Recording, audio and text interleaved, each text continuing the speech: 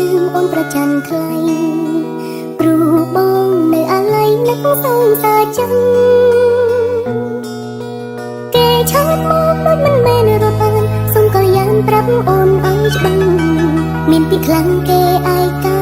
ថាចង់ជួបបងពេលអានសារអូនចិត្តប្រច័ណ្ឌមិនប្រកាន់អូនធ្វើមិនបានទេ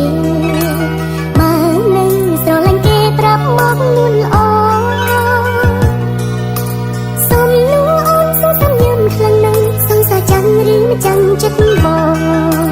ឆាឆ្លើយឆ្លងរូបបេះដូងឲ្យអូនខ្វល់ចង់ដឹងអូនប្រចាំនឹងគេសងសាចាស់បងអូនមានឈាមបេះដូងក៏ជាឈឺក៏ជាខឹងបែកគេហើយមិនដេចធ្វើអញ្ចឹងអូនខឹងគេនេះមែនអ្នកចាំបងឆាត់ណាបងមើលហើយលបាត់ចង់បានន័យថាមិនអូនមិនមែនចិត្តព្រះទេឃើញនួនអងនៅតិចតងគេទៅអូនប្រចាំខឹង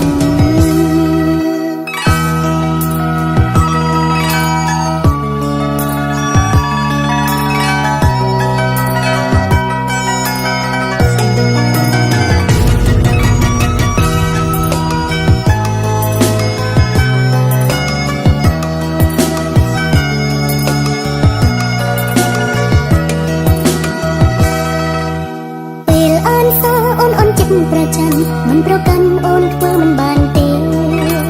បើនៅស្រឡាញ់គេប្រាប់មកនួនល្អសុំនួនអូនសុំសំញឹមខ្លាំងណាស់សងសាចាំឬមិនចាំចិត្តបង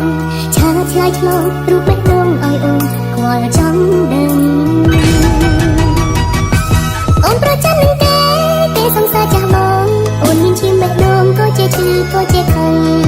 បែកគេហើយមិនដេចធ្វើអញ្ចឹងអូនខឹងគេនេះមែ